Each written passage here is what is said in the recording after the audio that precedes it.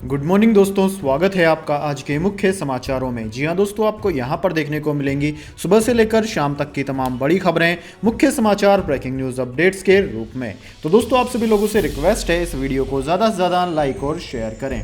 तो चलिए दोस्तों, जान लेते हैं आज की पहली बड़ी खबर। तवांग झड़प के बाद चीन ने तैनात किए एयरक्राफ्ट, मिलिट्री बेस की सैटेलाइट इमेज आई सामने, 10 फाइटर जेट और 7 ड्रोन दिखे। जी हां दोस्तों, अरुणाचल प्रदेश के तवांग में 9 दिसंबर को भारतीय और चीनी सैनिकों की झड़प के 2 दिन बाद चीन ने अपने शिकांत से पीस एयरपोर्ट पर 10 एयरक्राफ्ट तैनात कर दिए। इसका खुलासा सैटेलाइट इमेज से हुआ है। ये इमेज मैक्सआर टेक्नोलॉजी से जारी की गई है। इसके मुताबिक भारत चीन बॉर्डर यानी कि एलएसी के करीब 155 किलोमीटर दूर चीन की मिलिट्री एक्टिविटीज देखी गई है। चीन इस एयरपोर्ट का इस्तेमाल मिलिट्री और सिविलियन पर्पस के लिए करता है। यहाँ चीन एयरफोर्स के फाइटर जेट्स, हेलीकॉप्टर और ड्रोन्स तैनात किए गए हैं। यहाँ से भारतीय सीमा काफी करीब है। सैटेलाइट इमेज में 7 ड्रोन्स भी नजर आ रहे हैं। दोस्तों, अमेरिकी रक्षा मंत्रालय पेंटागन के प्रेस सेक्रेटरी पैट राइडर ने कहा कि चीन उकसावे की कार्यवाही करता है। अमेरिका ने देखा कि चीन एलएसी के पास सेना जुटा रहा है। यहाँ उसने मिलिट्री इंफ्रास्ट्रक्चर भी तैयार कर लिया है। भारत हालात को संभालने की कोशिश कर रहा है और अमेरिका इसका समर्थन करता है। इसके बाद दोस्तों, अगली बड़ी खबर। बंगाल के नेता प्रतिपक्ष शुभेंदु अधिकारी के कंबल वितरण कार्यक्रम में भगदड़, 3 महिलाओं की मौत।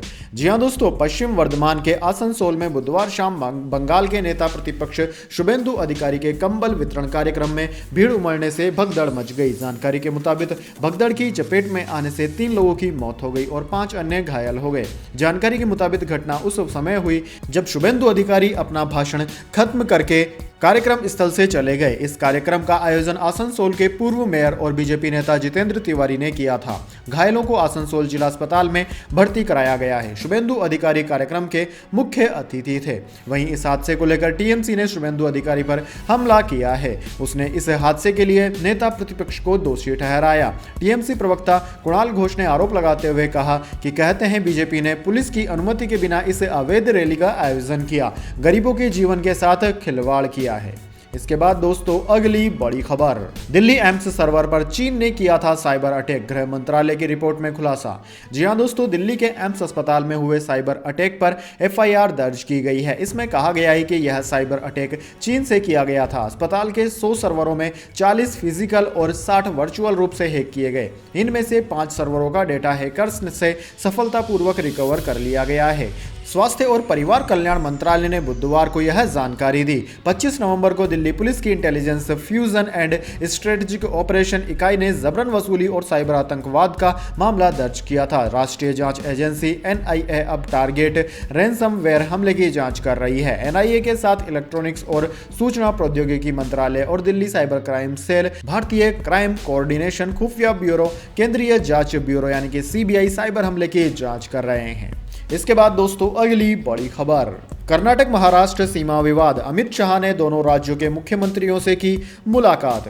जी हां दोस्तों, केंद्रीय गृह मंत्री अमित शाह ने महाराष्ट्र और कर्नाटक के बीच सीमा विवाद को लेकर दोनों राज्यों के मुख्यमंत्रियों से बात की। इस मुलाकात के बाद अमित शाह ने कहा कि सीमा के मुद्दे पर दोनों मुख्यमंत्रियों से बात की। बातचीत अच्छे माहौल में हुई। इस बात पर सहमति बनी कि जब तक सुप्रीम कोर्ट फैसला नहीं करता, कोई राज्य सरकार दावा नहीं करेगी। गृह मंत्री अमित शाह ने बुधवार को 2 राज्यों के बीच सीमा विवाद पर चर्चा के लिए कर्नाटक के मुख्यमंत्री बसवराज बोम्मई और महाराष्ट्र के मुख्यमंत्री एकनाथ शिंदे के साथ बैठक की थी। अमित शाह ने कहा कि विवाद का समाधान बातचीत से होना चाहिए। दोनों राज्यों के 3-3 मंत्रियों की कमेटी बनेगी। उन्होंने कहा कि दोनों राज्यों के मुख्यमंत्रियों के बीच अच्छी सहमति बनी है। इसको राजनीतिक मुद्दा नहीं बनाना चाहिए। सबको सुप्रीम कोर्ट के फैसले का इंतजार करना चाहिए।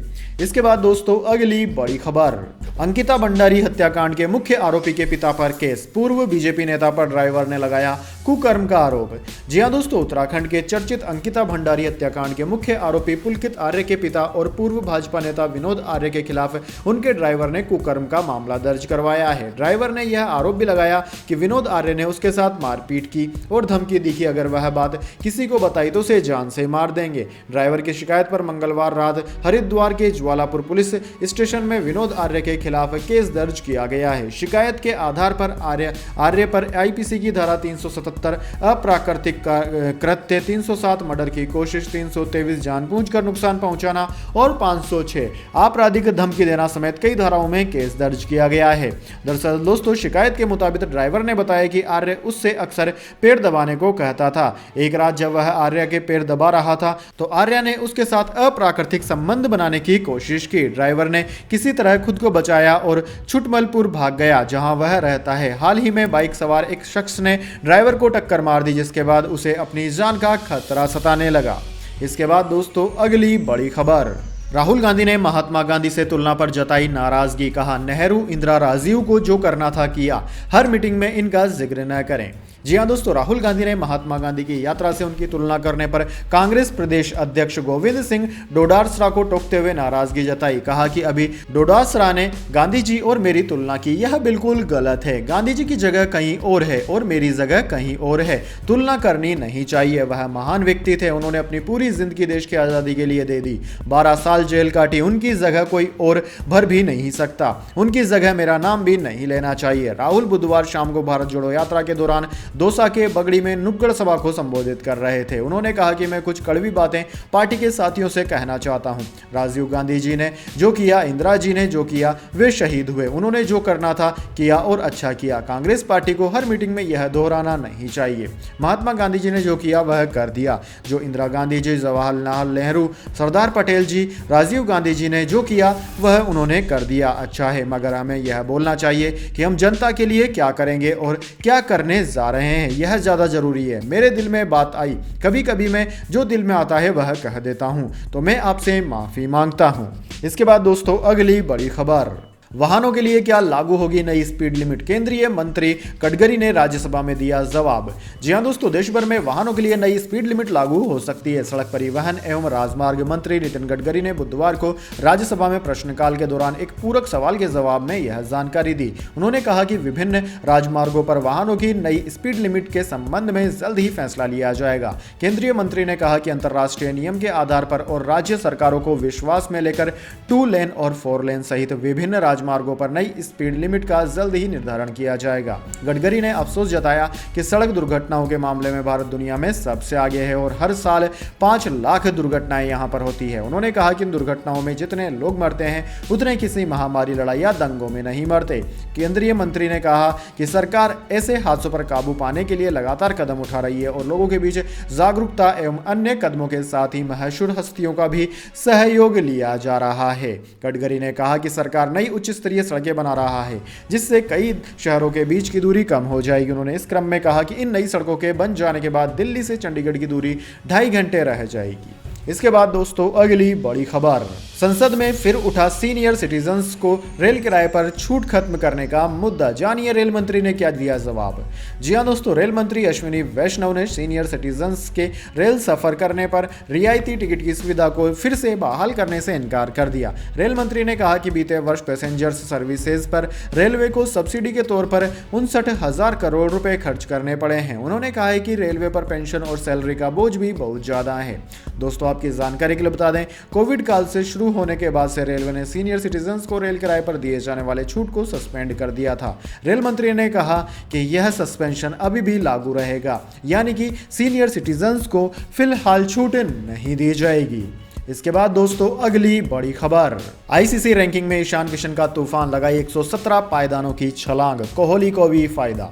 जी हां दोस्तों, इंटरनेशनल क्रिकेट काउंसिल ने बुधवार को प्लेयर्स की ताज़ा रैंकिंग जारी की, जिसमें भारतीय स्टार बल्लेबाज ईशान किशन ने धमाल मचा दिया। ईशान ने वनडे प्लेयर्स की रैंकिंग में 117 पायदान की लंबी छलांग लगाई। साथ ही पूर्व कप्तान विराट कोहली को भी फायदा हुआ और वह टॉप 10 में वापस आ गए हैं। दरअसल दोस्तों, ईशान किशन ने हाल ही में बांग्लादेश दौरे पर वनडे क्रिकेट में डबल सेंचुरी लगाई थी। उन्होंने 131 गेंदों पर 210 रन की पारी खेली थी। इस पारी का ईशान को रैंकिंग में बम्पर फायदा हुआ। उन्होंने 117 पायदान की छलांग लगाई और अब वह 37वें नंबर पर पहुंच गए हैं। इसके बाद दोस्तों, अगली बड़ी खबर।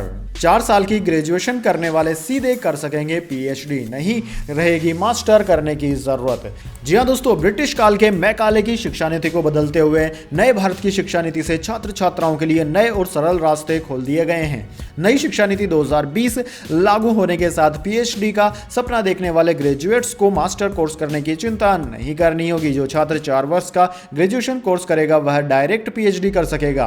विश्वविद्यालय अनुदान आयोग के अध्यक्ष जगदीश कुमार ने बुधवार को कहा कि 4 वर्षीय स्नातक डिग्री वाले छात्र अब सीधे पीएचडी कर सकेंगे। यूजीसी अध्यक्ष ने कहा कि 3 साल के ग्रेजुएशन कोर्स को 4 वर्षीय कार्यक्रम के पूरी तरह से लागू होने तक बंद किया जाएगा। यूजीसी काफी समय से अंडर ग्रेजुएट्स प्रोग्राम के लिए नया करिकुलम और क्रेडिट फ्रेमवर्क तैयार करने में लगा हुआ है। यूजीसी की ओर से जारी किया गया नया करिकुलम ENP 2020 पर आधारित है। इसके तहत नियमों में लचीलापन आएगा और छात्रों को भी पहले के मुकाबले अधिक सुविधाएं मिल पाएंगी। इसके बाद दोस्तों अगली बड़ी खबर, छपरा जहरीली शराब कांड, अब तक 25 लोगों की गई जान, लगातार बढ़ रही है मृतकों की संख्या। जी हां दोस्तों, छपरा के सारण जिले में जहरीली शराब से हो रही मौत का आंकड़ा लगातार बढ़ रहा है। जिले के 3 प्रखंडों में जहरीली शराब से 25 लोगों की मौत हो गई। मौत के बाद जिला प्रशासन ने चुप्पी साध ली। हालांकि पुलिस ने इस मामले में शराब बेचने वाले 3 लोगों को गिरफ्तार किया है। पुलिस ने इशुआरपुर के डोलाई गांव से हरिराम महतो और उसके पुत्र सूरज महतो को गिरफ्तार किया है, जिसके द्वारा भेजी गई शराब पीकर 25 लोगों की मौत हो गई, जबकि 15 से अधिक लोग बीमार हैं। प्रशासन द्वारा 25 लोगों में से 17 का पोस्टमार्टम करवा दिया गया है। घटना के बाद बुधवार की सुबह से ही सदर अस्पताल में बीमार लोगों का तांता लग रहा है। कई लोगों की आंखों की रोशनी खत्म हो गई तो कई लोग अपनी जिंदगी से ही हाथ धो बैठे। एसपी संतोष कुमार ने बताया कि प्रशासन ने घटना को गंभीरता से लिया और इलाके में छापेमारी शुरू कर दी है।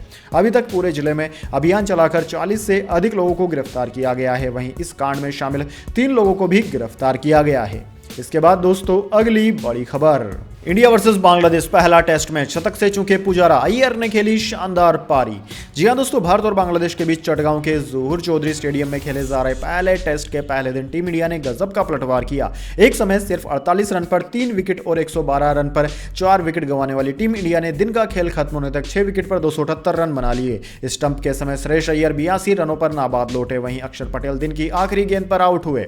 टॉस हारकर पहले बल्लेबाजी करने उतरी टीम इंडिया की शुरुआत सदी हुई थी। 14वें ओवर में 41 के कुल स्कोर पर टीम इंडिया का पहला विकेट गिरा। शुभमन गिल 40 गेंदों में 3 चौकों की मदद से 20 रन बनाकर तेजुल इस्लाम की गेंद पर आउट हो गए। इसके बाद कप्तान के राहुल भी 45 के कुल स्कोर पर पेवेलियन लौट गए। उन्होंने 54 गेंदों में 22 रन बनाए।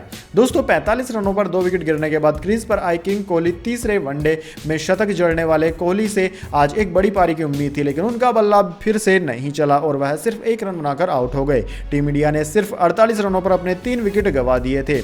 इसके बाद में दोस्तों ऋषभ पंत आए और एक अच्छी सी साझेदारी देखने को मिली, लेकिन 45 रन के निजी स्कोर पर ऋषभ पंत भी आउट हो गए। इसके बाद में अय्यर और पुजारा के बीच में एक जबरदस्त साझेदारी देखने को मिली, जो कि 112 रन की रही। दोस्तों चेतेश्वर पुजारा 90 रन बनाकर आउट हुए, जबकि अय्यर 82 रनों पर अभी भी नाबाद हैं। इसके बाद दोस्तों अगली बड़ी खबर, दीपिका के भगवा कपड़ों में बोल्ड लुक का विरोध, पठान फिल्म में किए हॉट सीन्स। एमपी के गृह मंत्री बोले वे टुकड़े टुकड़े गैंग के हैं समर्थक।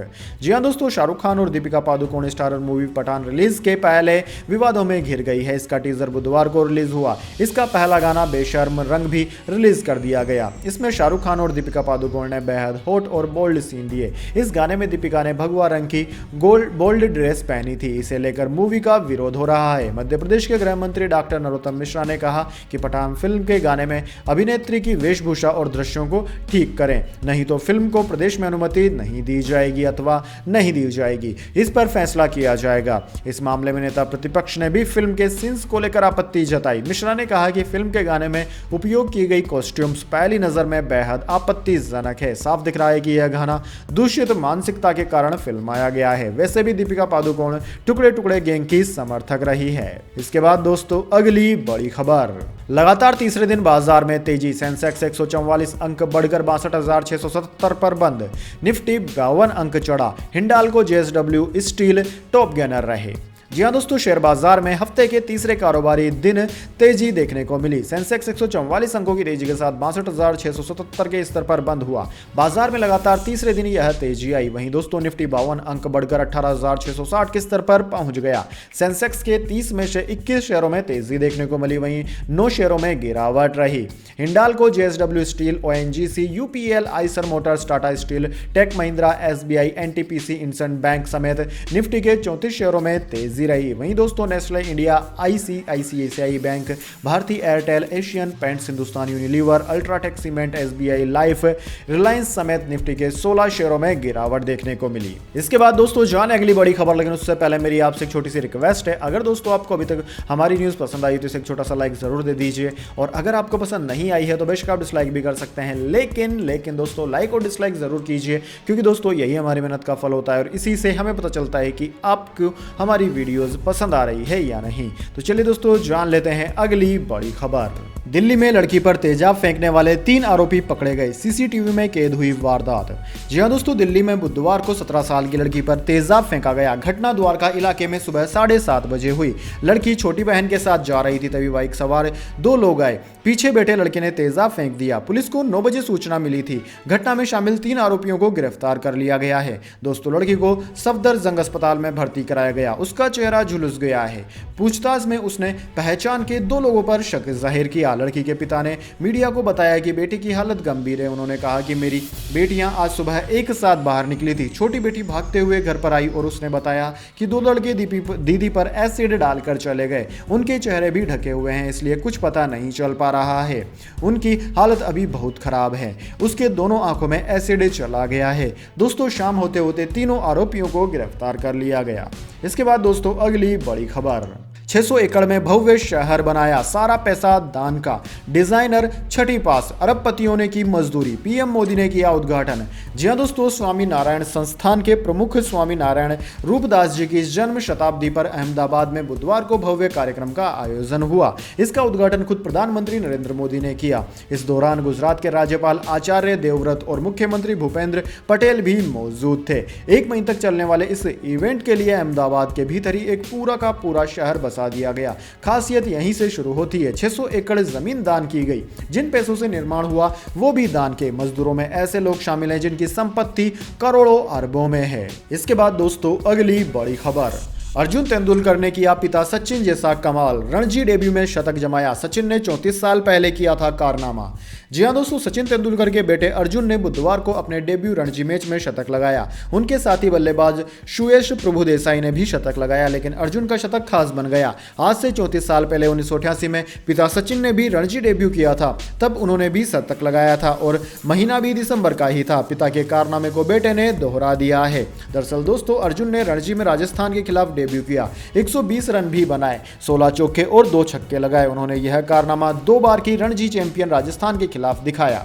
उस टीम में कमलेश नागरकोटी और महिपाल रोमरोड जैसे स्टार गेंदबाज हैं। अर्जुन का विकेट भी नागरकोटी ने लिया। अर्जुन ने सुयश प्रभु के साथ 6ठे विकेट के लिए 221 रन की साझेदारी की। इसके बाद दोस्तों अगली बड़ी खबर, चीन की दादागिरी पर भारत कनाडा मिलकर करेंगे चोट, बनाया खास प्लान। जी हां दोस्तों, चीन अक्सर हिंद महासागर में दादागिरी दिखाता रहता है। इसको लेकर भारत के विदेश मंत्री एस जयशंकर ने कनाडा की विदेश मंत्री मिलानी जोली से फोन पर चर्चा की। दोनों ने चीन की बढ़ती मिलिट्री ताकत के मद्देनजर हिंद प्रशांत महासागर के क्षेत्र में भारत कनाडा के बीच कोऑपरेशन के संभावित क्षेत्रों पर चर्चा की। दोस्तों आपकी जानकारी के लिए बता दें, कनाडा ने 2 हफ्ते पहले हिंद प्रशांत क्षेत्र के लिए एक कंप्रिहेंसिव स्ट्रेटजी बनाई थी, जिसका उद्देश्य इलाके में चीन के आक्रामक रवैये से उत्पन्न हुई चुनौतियों को देखते हुए सुरक्षा और शांति को बढ़ावा देना है। इसके बाद एस जयशंकर और मिलानी जोली के बीच फोन पर बातचीत हुई। कनाडा की विदेश मंत्री ने बातचीत के बाद एस जयशंकर ने ट्वीट किया कि कनाडा की विदेश मंत्री मिलानी जोली से बात करना अच्छा अनुभव था। इसके बाद दोस्तों अगली बड़ी खबर, साल 2022 की सबसे ज्यादा कमाई करने वाली तीसरी फिल्म बनी, क्या अवतार रोकेगी रफ्तार? जी हां दोस्तों, साल 2022 खत्म होने वाला है। इस साल बॉलीवुड को सफल फिल्मों के लिए काफी तरसना पड़ा। इस साल की कुछ ही फिल्में ऐसी रही जो फिल्म मेकर्स और एक्टर्स को राहत पहुंचा पाने में सफल रही। इनमें से एक है दृश्यम 2। अजय देवगन और Tabu starrer thriller film Drishyam 2 को सुपर हिट का तमगा मिल गया है। बॉक्स ऑफिस पर बम्पर कमाई करते हुए इस फिल्म ने इस साल की तीसरी हिट फिल्म के रूप में नाम बना लिया है।